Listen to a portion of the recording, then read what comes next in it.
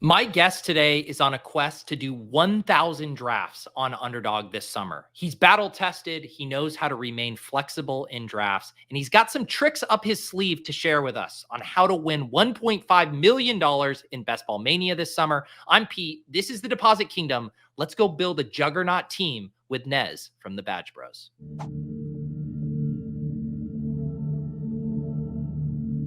Welcoming into the Deposit Kingdom, it is Nez, aka Nez Takes, my man from the Badge Bros. And today we are going to learn all about his favorite ways to attack drafts this year. Nez, how is the quest for 1,000 drafts going right now?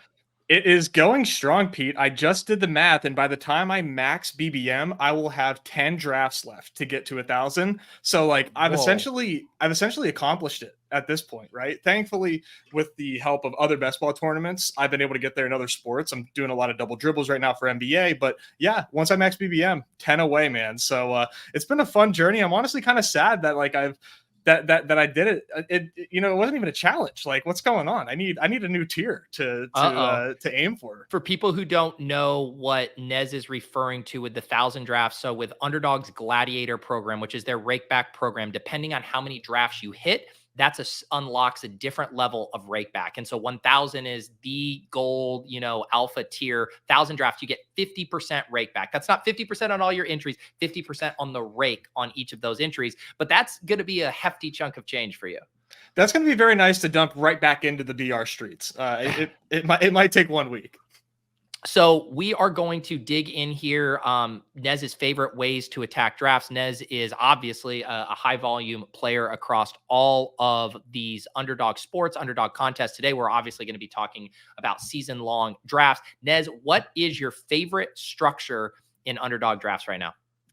For me right now, it's what I like to call, and a lot of buzzwords here, right? Anchor RB modified hyperfragile. So what this means is I really love taking one of these top 5, maybe even top 6 RBs as my RB1 and making that the bona fide RB1. And then I'm going to do what you should be doing in these drafts, which is taking a lot of wide receivers, taking an elite onesie here and there after the fact. But for me, I really, really want a strong RB1 and then continue to do what everybody else is doing in drafts. My preferred way to do this is with Bijan Robinson, where I will go as far as to take Bijan over Justin Jefferson. I will take Bijan over Amon-Ra St. Brown. He's somebody that I feel really strongly in with the ability to separate from the pack from the rest of these running backs, where I have that's an advantage over the rest of the field in my respective 12-person pod. And then from there, I'll do a lot of wide receiver drafting. Now, where the hyperfragile comes into place and the modified version of this is because traditionally, when you do hyperfragile, you take an RB1 very early in the draft, you take your RB2 also pretty early in the draft. In the past, it would usually be like a 4 running back build with running back capital spent fairly early. Mm-hmm. With the way the ADPs are set up right now, I like doing a hyperfragile with, let's say, Bijan RB1, Jaylen Warren RB2, Tony Pollard RB3, or Tajay Spears. Then give me an RB4 of like Zach Charbonnet or Ezekiel Elliott in that range, and then maybe do a fifth of maybe some kind of late flyer as a handcuff as my RB5. But that's kind of like a thin number of running backs, but it really can work, in my opinion, with the way that the draft landscape is set up in 2024. Yeah, and we've seen, obviously Pat's team that won Best Ball Mania, that was 2 early running backs, but then really punting that RB3 for a long way. You're kind of doing that same kind of concept, but with just that anchor running back and then still basically living in the sweet spot of that 0 RB range where you have all those guys coming off the board, but then basically saying, I'm not even going to dabble with like the super late guys, all the flyers and stuff. I'm just going to get the guys that I know have projectable roles. We got anchor RB, but still approaching it from more of a hyperfragile standpoint, largely anchored by Bijan. Just to explore that a little bit, it sounds like you're Bijan over Bric. What has you so bullish about Bijan this year? What really has me excited about Bijan is just he absolutely passes the eye test with flying colors, right? There was nothing about Bijan's film last season that indicates that he is not the talent that we thought he was. So what has me excited is, okay, now we give him Kirk Cousins into the picture, give him a very good QB, give him a new head coach, a new offensive coordinator to call the plays for him, give him a more opportunities to score in the red zone. Tyler Algier is a very good running back. He is still in the picture. I don't anticipate him going away, but what I do anticipate is a better offense in Atlanta. And I think he goes as the offense goes, or maybe even vice versa. They go as Bijan goes. And I can only imagine that he's getting better touches, higher value touches in this offense. And the efficiency, I just think, is just going to come naturally to Bijan and his skill set. I love Bric too. I take a lot of Breece Hall as well, but Bijan, I feel very, very confident in that he will be our 101 next season. And if I think that, why not take him over the field in 2024? So Bijan, obviously, you got to be a little draft spot dependent to be able to get him, depending on how much you're reaching for him. How early are you taking him? Are you taking him over Amon-Ra? I am. I'm taking him over Amon-Ra and Jefferson right now. I have like a kind of treat it like I'm a financial analyst. I have a exposure target on Bijan, and it's 30%. Whoa. Okay. That's massive for a first round pick, because I think, man, for people who don't like do a ton of these drafts or think about it from a portfolio perspective, if you just always drafted off of ADP, you'd be expected to have a little over 8% of each player. Can you get there just taking him over Jefferson and Amon-Ra, or would you have to pull him up over Chase to get there? I might have to, but I have been getting him to fall like at 7 sometimes, or his ADP is 7. Sorry, sometimes I get him to fall to 8. But yeah, if I have to take him over Chase when it comes down to it, I will. And mind you, this is BBM. I like it in my overarching portfolio. It'd be way too much of a mountain to climb when I'm doing over 800 best ball drafts this summer to make up that ground. But in BBM, I want 30% Bijan, and I'm on target. I have about 24% right now. So I normally ask favorite player target. It's hard for me to imagine you having another player you're targeting for more than 30% exposure. Is there anyone that's going to rival that for you? Bijan's not my highest drafted player, Pete. It's actually Deebo Samuel. So wow. This is kind of a conundrum that I'm having because I am a big combinatorial exposure bro. So I have a lot of Bijan and Deebo Samuel teams, and I'm kind of just okay with it. Honestly, it is what it is for me because I really love Deebo Samuel this season in the second round. I think when you look at the second round of these wide receivers, no matter who you ask, they kind of will tell you it's a very flat tier in the second round, and I would totally agree. So I have a favorite, and it's Deebo Samuel. So why don't I just take Deebo Samuel as soon as I'm looking at round 2 is essentially where I'm at. I take him as early as 13 in drafts right now. And when it comes to Deebo Samuel, I understand that he does have concerns as far as volume. He does not have normal volume for a wide receiver. He doesn't have a normal role as a wide receiver. What I do like about Deebo Samuel, though, is that he's extremely efficient. He has the upside of rushing the ball as well. He's averaged about 3 rushing attempts a game since 2021. And he has some baked-in contingency upside as well, where if anything were to happen to anybody on that team, essentially, other than Brock Purdy, Deebo Samuel is absorbing more volume and more of a role for a hyper-efficient player. There's a lot of things that can break right for him. And the cherry on top for me for Deebo, and we are a long way away from weeks 15 through 17, but he gets the LA Rams, the Miami Dolphins, and the Detroit Lions in the fantasy playoffs. If you advance a team to the best ball playoffs, you're going to want as many Niners on those teams as possible. Round 2 is just completely wide open. You know, I really do think people can make strong cases for the guys that are going there. You know, Marvin Harrison, Drake London. You can make really strong cases, I think, for Malik Neighbors and Jalen Waddle. You can make a case for Deebo Samuel to certainly be in that mix. I love round 2 just being kind of your personal flavor for this year. What about stack? What is your favorite stack to target right now in best ball? Yeah, so this was one that I just started to target very heavily in my drafts, and it's the Chicago Bears. I've kind of sat down and thought about each team in depth by myself, just thinking who can really overperform. And there was a few that I landed on, but the Chicago Bears, I think, just had the ability to overperform much easier than most other teams. With the way that the Chicago Bears front office attacked this offseason, knowing they were getting Caleb Williams and got themselves Keenan Allen, drafted Rome Odunze, obviously drafted Caleb Williams. I think everything about what this team has done so far screams that they are going to pass the ball a lot, and they trust Caleb Williams, as we all should. He is a fantastic prospect. And I love that the talent they have around him. Rome was arguably tied as the wide receiver 2 in this draft with Malik Neighbors. Keenan Allen is always open. He's just one of the best wide receivers of our time. Love him. And DJ Moore finally gets a objectively good quarterback to pass him the ball. It has been his whole career where he has been waiting to have an actually objective good quarterback passing him the football. Now he has Caleb Williams there throwing him the ball. He did pretty well with Justin Fields. I will give him that. He had a very nice season with Justin Fields where it was, hey, it's DJ Moore up down there somewhere, because they really didn't have many other weapons on that team. I think it's going to be very easy for the Chicago Bears to overperform their ADPs, and their schedule is very nice. I think Caleb Williams is very good. It just seems very safe to me with a lot of upside. Yeah, I rely on that stack a lot too. It's funny. I feel like I don't end up with the double of it a ton. Actually, probably more so with Cole Kmet, but it is really easy to grab one of DJ Moore, one of Keenan, one of Rome, and then Caleb is almost always there at or slightly past ADP. You tack on Cole Kmet. What is your highest or frequented like double stack combo with those guys?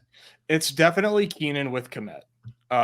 Keenan being like in the middling of those two. I think Keenan has the ability to lead this team in targets. I love DJ Moore, but I think we are sort of baking in too much this age cliff with Keenan Allen when he's continued to perform at an elite level thus far in his career. And then Kmet, I really think Kmet is a pretty talented tight end. He's done a pretty damn good job given what his situations were the past 2 years with the Bears. Now adding Caleb Williams in the mix, he's going to be on the field quite a bit. So I'm really excited to see what Kmet and Caleb Williams can do in the red zone.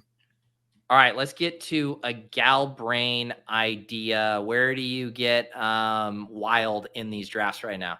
Yeah, so my favorite way to get wild in these drafts, my favorite gal brain idea is to reach for Patrick Mahomes when you're at the latter half or even in the middle of the draft board right now.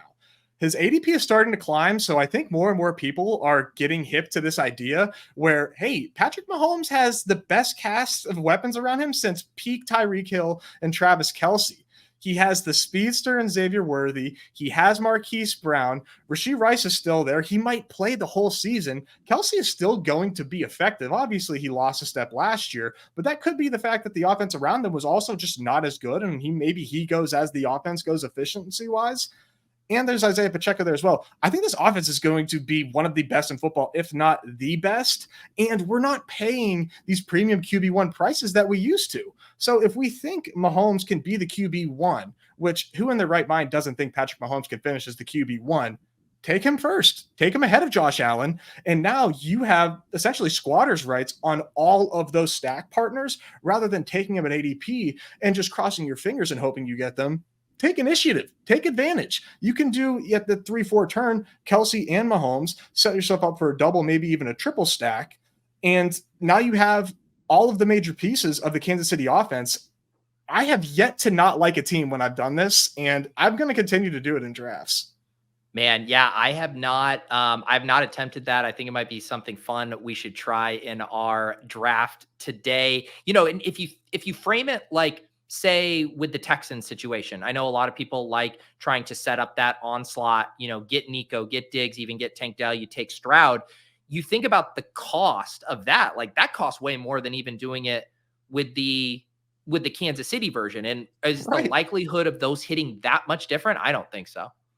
I really don't think so either. Love the Texans and think they're going to have success, but so does everybody else. And we are essentially drafting their ceiling. All right. Before we hop in a draft here to see if we can get some of these ideas on their feet, who is your favorite late round dart right now? And you guys, of course, come from the scroll the F down corner of the woods. You got a special for us here?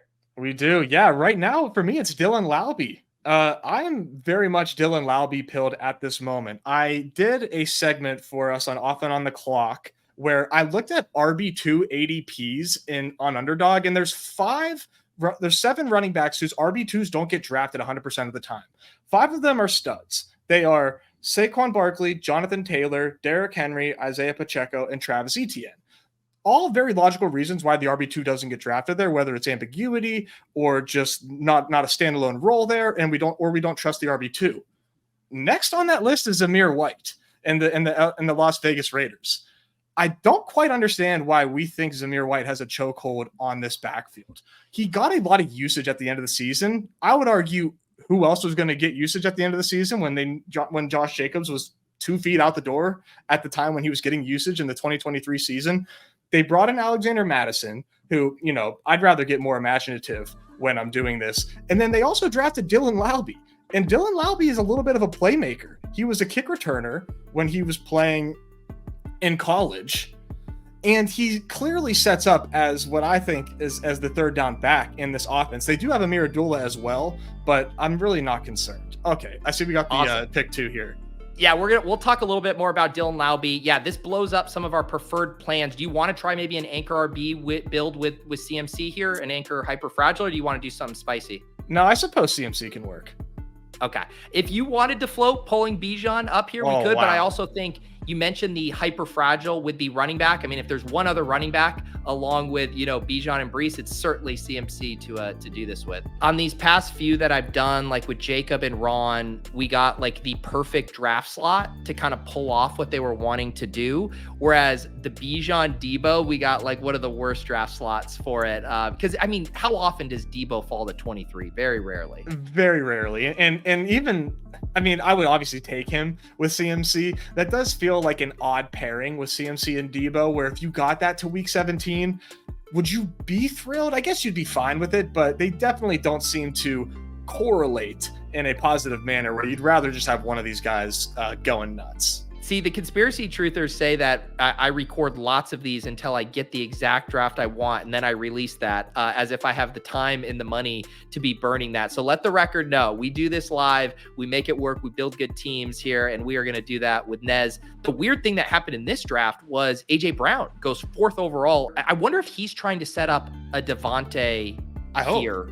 In that it's a little easier to pull it off. No, he goes Metcalf. Okay, so I have no clue what they're doing. Give it to us, Nick. Give us it. For the content.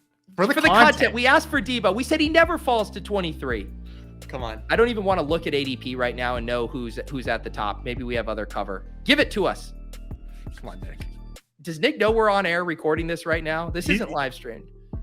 Oh my God. I knew he was going to break our heart. That's too bad. And of course Ayuk is there. Of course Ayuk. Oh, man. Who do you want here? I want Neighbors. Okay. I very much am into Malik Neighbors. I think he sets up a very nice Danny Dimes backdoor stack if all else fails for us, and we can kind of get that in the 17th early and kind of have rights of Danny Dimes. He usually lasts that long, and Malik Neighbors, man, just seems leaps and bounds better than every offensive weapon on the New York Giants right now. I have no idea how he finishes with less than 140 targets this season.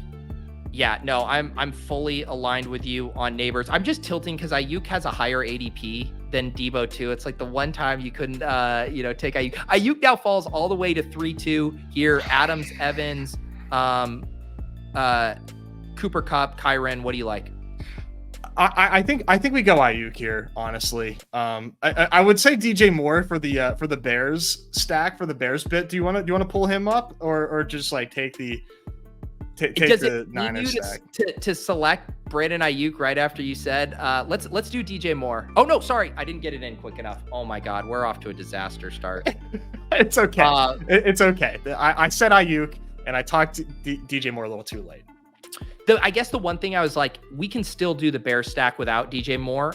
We're actually in the sweet spot for Keenan at the 4-5 turn too. So we'll keep ourselves live and we'll say we were Debo directional with Brandon Ayuk here. So look at this. Patrick Mahomes does come back to 47. This doesn't set up the reach for the onslaught. I don't know if this qualifies. It does kind of make us choose between him and Keenan Allen. How do you think we play this here for Nez's favorite preferences? I think we go Keenan Allen. I think we try to set up this Bears stack. There is, like we talked about, the risk with Malik Neighbors and the offense and him being a rookie. Let's ensure this bet just slightly with Keenan Allen, who I think is very stable, a very safe floor where he goes. And if there is some bumps in the road at the beginning for Malik Neighbors, we're able to withstand those. So we do get Keenan. Andrews Lamar goes to the turn. We're back on the clock. What would you like to do here in the early fifth? What are we looking at for wide receivers outside of Terry? I am fine with Terry, but yeah, Terry, Hollywood, Jaden Reed, Ridley, Godwin, Rashi. Let's do Terry McLaurin. Okay. I think that gives us a back end stack as well with Jaden Daniels if he happens to fall at a pretty nice value. I think Terry is a very good wide receiver. Nothing wrong with Terry McLaurin in the fifth. I guess the only other thing would have been, I mean, the reach on Mahomes, when you talked about that, it's more attractive on the other side of the board because you're locking up Kelsey and then you line up in a way where Rashee Rice's ADP is backside of round 5 and then Xavier Worthy's early round 6. So it perfectly lines up. Is it less attractive for you to pull up, or you'd get Mahomes at ADP, but then you'd have to pull up one of Rashee, Hollywood, or Xavier and only get the skinny stack? I am fine with it. Like, I think in another world, we could have gone instead of Keenan, Mahomes, and then instead of Terry, played the Rice angle where Rice plays all season and we're just kind of first movers on that ADP jump because it's almost certainly going to happen if we get confirmation of that. Totally fine doing that as well. Wanted to try to get some bear stuff and just kind of lean into being able to go wide receiver heavy because we have this anchor of Christian McCaffrey who's just going to just carry us. It just feels like you're lapping the room when you end up doing something like that. It is looking like tight end and wide receiver pretty nice here, but Kenneth Walker, David Montgomery opposite the San Francisco stuff potentially in week 17. So we got some options. Yeah, would you be into I think Kittle would be a bridge too far for this Niners stuff if you end up taking 3 of them? Like is a triple stack too much in week 17? I would say this. I say we push him because the team behind us has Andrews. I don't think it's too much, but I almost do you have another guy here like Kenneth Walker as the ADP value that you would like, Ladd, Brian Thomas, but I have no problem locking up Kittle now if you don't have a favorite over him. No, let's do Ken Walker. Yeah. I think he has that home run ability, and he matches up with our Keenan Allen pick as well. I am like a little worried that maybe Charbs eats into his role, but that hasn't happened yet, and that's just pure speculation that I've been kind of telling myself when I grab Zach Charbonnet later in drafts when I don't have Ken Walker. But Ken Walker's home run playability, and that's something that you're going to want in the finals. And Ken Walker is the exact kind of pick that makes the hyper fragile, anchor with CMC a little bit easier because he is such a, you can play him as a guy who returns 3rd or 4th round value to where it wouldn't be impossible for us to have a 4 running back build, certainly a 5 running back build if we prefer. And then this first drafter does take JSN. I'm still guessing they're not going to double tap there, and he doesn't. He goes JSN, Brian Thomas. I do think Kittle is very fun at this price. I would like to do it. I think that this setup here sets up very nice for this Brock Purdy triple where you have like the traditional pass catchers with Ayuk and Kittle there, lighting it up. And then CMC is CMC. You're never going to be upset about that. But I would really love to find a way to get Purdy on this team. Maybe Caleb, but that might be a little, might be a little greedy there. I'm just cracking up. You come on here, you pound the table for Deebo Samuel. He's your most drafted player, and we draft every single 49er other than Deebo Samuel. It's almost like just a slap in the face, right? Like you're just absolutely shunning my ideas here. But no, this is fun. I mean, part of why I like Deebo Samuel is I like the Niners. So let's this is like a classic. If you watch me on my show, I'm a big time I'm a big time hedger. I hedge a lot of my plays and my convictions. What's more of a hedge than drafting every single 49er than Deebo Samuel? Yeah, and we talked about this. So Nez and I, if you guys aren't aware, first of all, Nez does great daily content over on the Badge Bros YouTube channel, and I join him and John Warner on Wednesdays for a show Off and On the Clock, specifically about NFL contest. Nez and John, though, cover all the different sports on Underdog. And we were talking through, Nez was mentioning that he drafts a ton of Tyler Algier. And I think to casual drafters, they'd be like, wait, you just told me you love Bijan. Why? I thought you know it's Bijan. But understanding when you're drafting literally 1,000 teams, and someone got mad at me in the comments on the last video for using the word portfolio, and I was like, if you have a better word for it, let me know. If you're drafting a portfolio that large of teams, it is like financially like treacherous to just have all of one guy and not the other, as opposed to thinking, hey, I have this take that the Falcons running back position is going to yield a ton of fantasy points. Bijan is who that could be. But if things go south for Bijan, if Bijan gets hurt, how can I still benefit in the drafts where I don't get Bijan? Well, it's taking a lot of Tyler Algier. If you guys are new around here, I know a lot of you have been enjoying these draft style videos. Make sure you guys are subscribed to the channel. I mean, one of the videos we did with Ron Stewart the other week has over 30,000 views, and we only have a little over 4,000 subs. So I know there's a lot of you lurkers here. Hit the sub button. We're going to have a lot of fun videos coming out in August. We'll do a couple more of these draft style streams. If you guys have guests that you'd specifically like to see on the channel, leave those in the comments, and I'll see what I can cook up. I'm going to have a video coming out looking at the biggest wide receiver sleepers, looking specifically at rookies and second-year breakouts that we should be filling our benches with, both in best ball and in season-long redraft. I know a lot of you guys have been asking for some redraft content.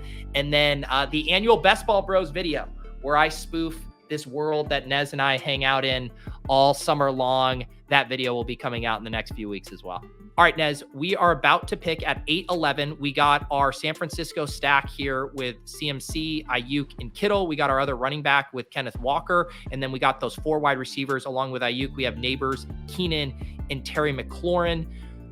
Looking here by ADP, we got a couple of running backs. Mostert, Zach Moss just does go.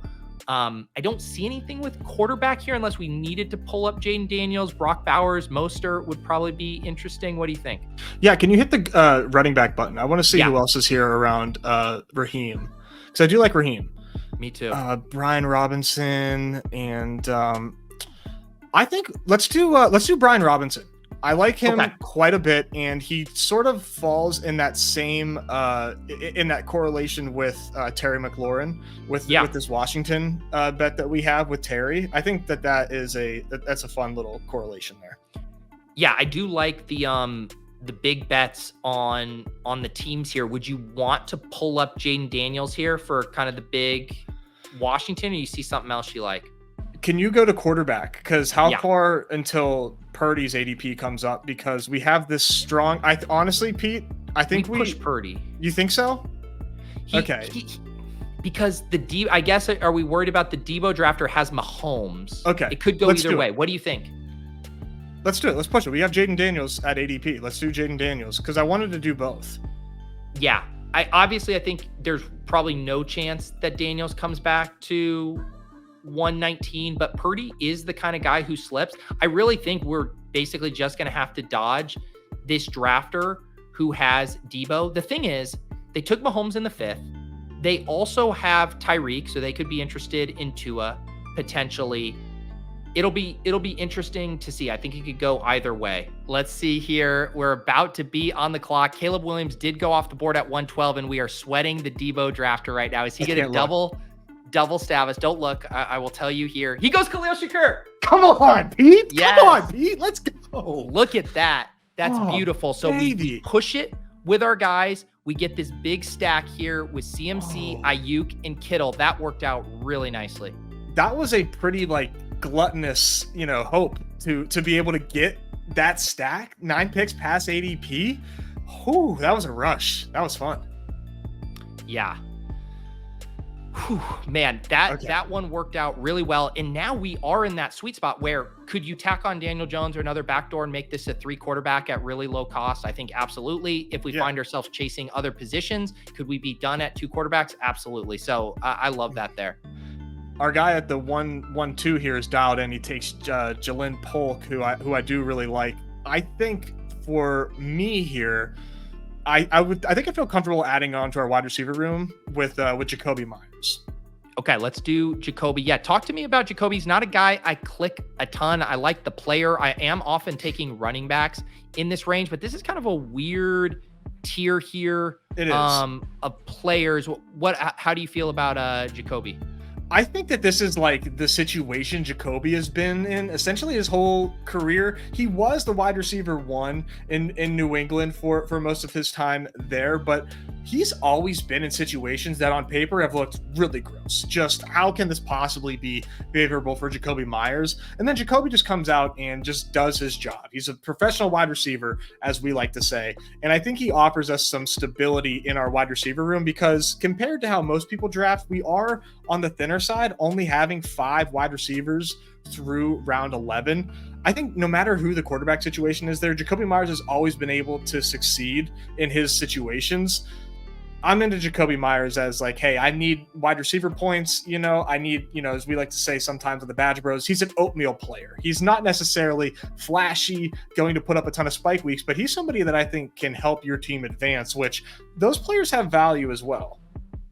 How are you feeling about the hyper fragile angle here? CMC, Kenneth Walker, Brian Robinson. Is this a team you think we still might be able to shut down with 4 running backs, or do you think we're headed to 5 here? We would probably need a strong faller for 4. I am okay with 5. I think doing 5 is still somewhat fragile, especially if that 5th is somebody that is not a lock to score points on this team. And, we do have a one Dylan Laube on the wish list. So I think I would not want Laube to be the 4th on this team, but I would be fine with him being number 5 if that came down to it.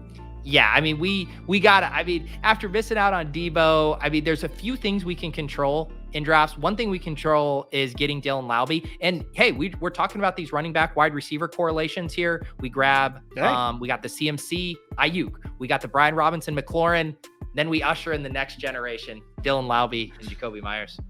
There's a chance Devontae Adams is on the move this season. You never know. We haven't gotten to draft Nez's, let's say, favorite team per se. It's also funny too, Nez, because some of the comments I get in here is like, you don't go into a draft with a strategy, you let the draft come to you. And it's like, no, that is exactly right. That is what we do. It's just so happened that I've run so pure with my guests that we've been able to let the draft come to us and draft exactly how they wanted. So here you guys go. Here's an example of us coming in with some predefined plans. Let's get some Bijan. Let's get some Debo. Let's get a Bears onslaught. And guess what? It didn't fall that way, and we're still going to build a very good team.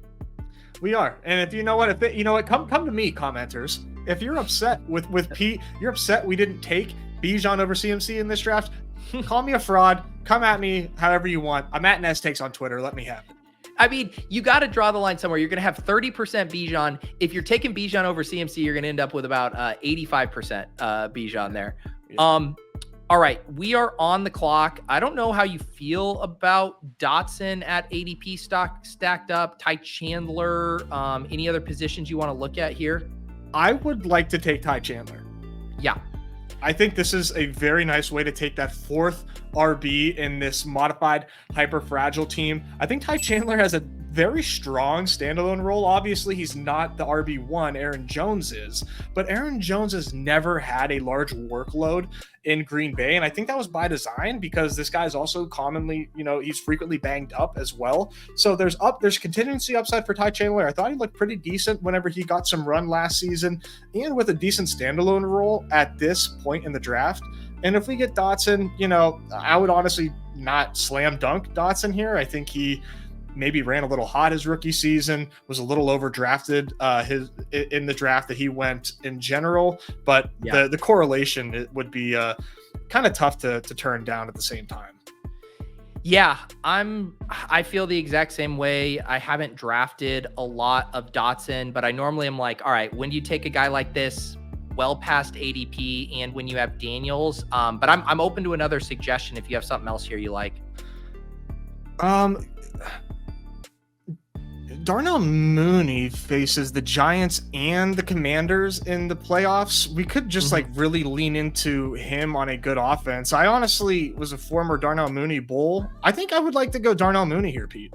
All right, let's do it. Yeah, you mentioned that. I saw in the correlations here, C5 for Darnell Mooney, which is a pretty impressive amount of correlations here to have there. So we add him into the mix as our 6th wide receiver. So we have Jaden Daniels, Brock Purdy, Christian McCaffrey, Kenneth Walker, Brian Robinson, and Ty Chandler. Wide receiver, Malik Neighbors, Brandon Ayuk, Keenan Allen, Terry McLaurin, Jacoby Myers, Darnell Mooney. Tight end, George Kittle here.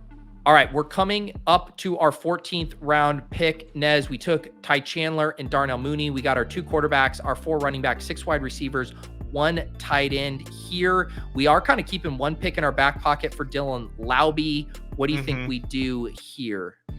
Let's see. It seems like we take Adam Thielen all the time together, but I think I would opt for maybe an upside pick in Troy Franklin. Do you think we have that luxury and kind of give ourselves if we want to do 3 QBs potentially, give ourselves a Bo Nix out? Yeah, the only other thought would be Wan'Dale Robinson to double stack with Neighbors. That is, I do like that as well. We'll see what this 1-2 turn pick does. Yeah, so we have, because I think the question, I think we'll have another the tight end question is really what we need to think through. If we're kind of penciling in Dylan Laube for the very end, we still want to take another tight end in this range. I mean, if we take Wan'Dale Robinson here, we're probably done at wide receiver. It just boxes us out. This guy just took him. Oh, wow. You're right. Okay, there you go. All right. I was scrolling let's down. look at tight end here. Yeah. Conklin. Okay. I love this range of tight end. Okay. I would be fine with I like Conklin. I think I like Conklin the most here. Yeah.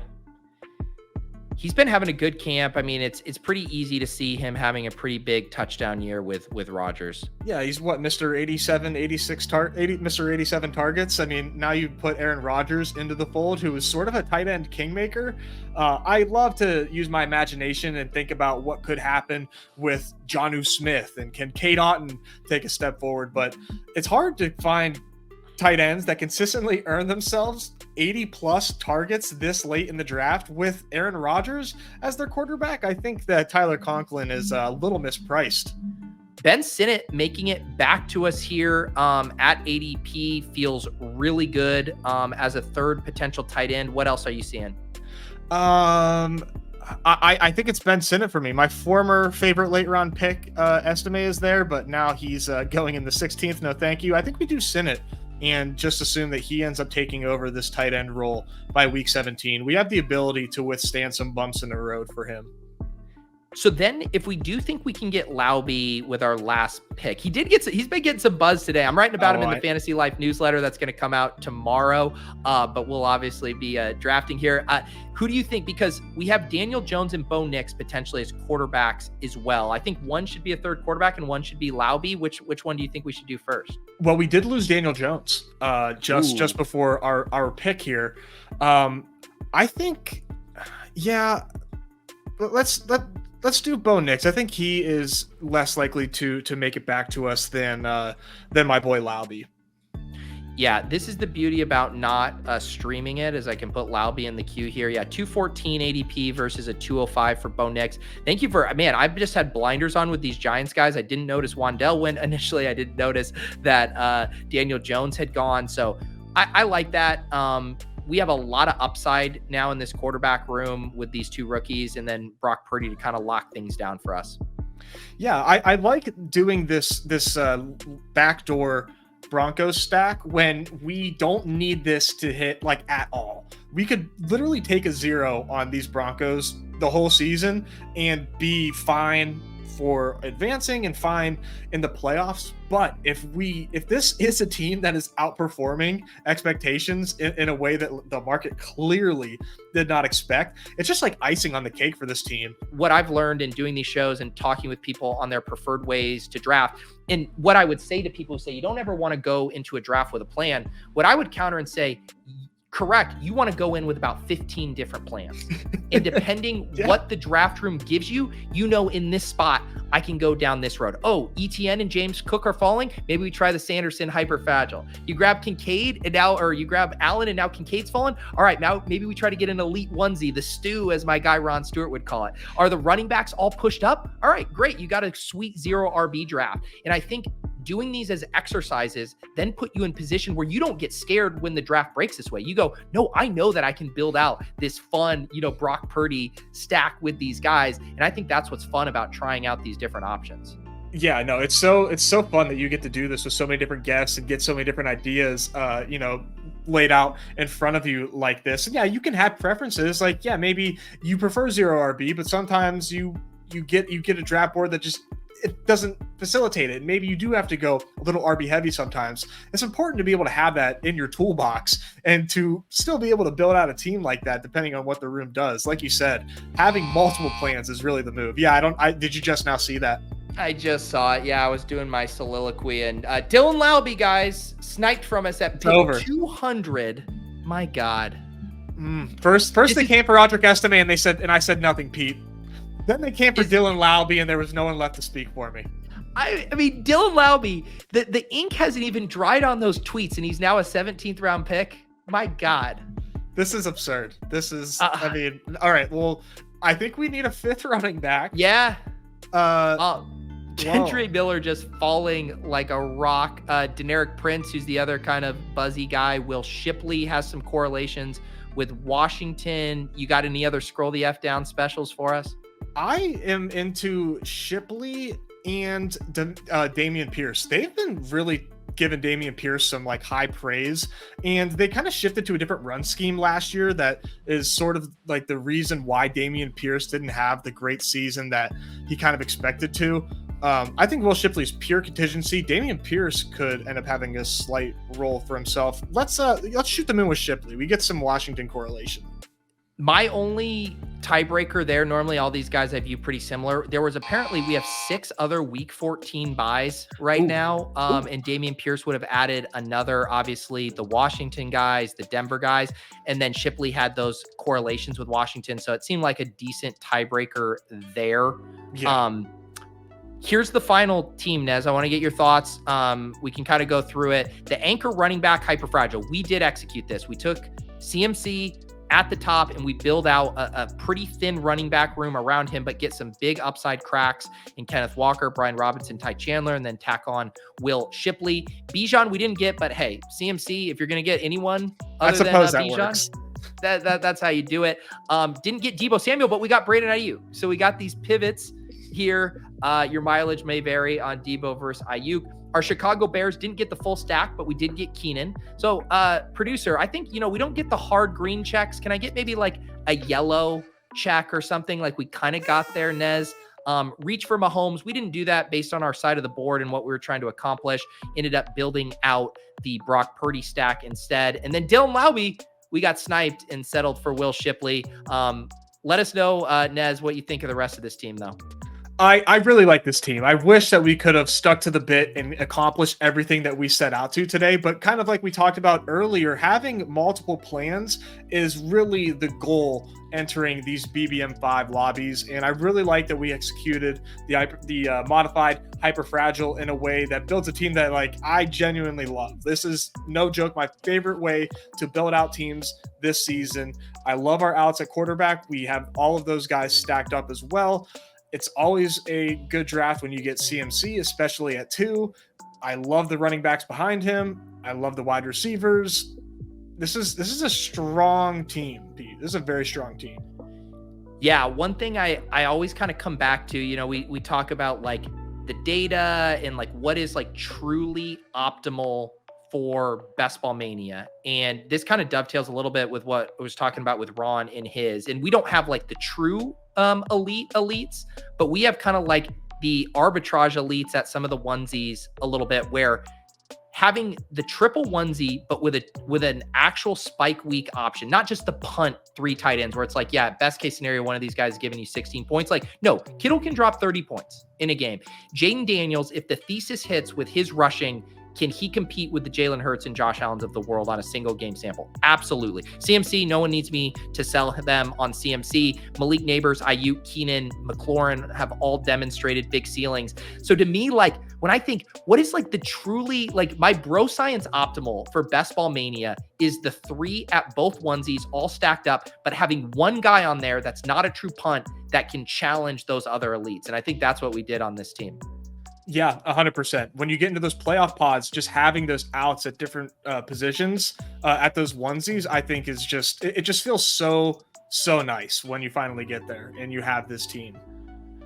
Well, Nez, this was a blast. We got to prove once and for all, even if you have a plan that's not necessarily how a draft is going to go, we adapted and we built out a strong squad. Let the people know what you guys got going on over at Badge Bros. Yeah, so Badge Bros at YouTube, you can find us. We're streaming every day, covering all of the daily draft contests on Underdog. So for baseball season, we're covering MLB. When NBA rolls around, we'll cover NBA. And of course, we're going to give you Battle Royale content for NFL as well. But we are, as we like to say, multi-sport draftleets. So if you want to dip your toes in these other sports, come on over, give us a sub, and hang out with us. Like I said, we are there every day. And then on Wednesday, of course, we do Off and On the Clock with you. That's always a fun show. Create some pick'ems together, get some group sweats. It's a lot of fun.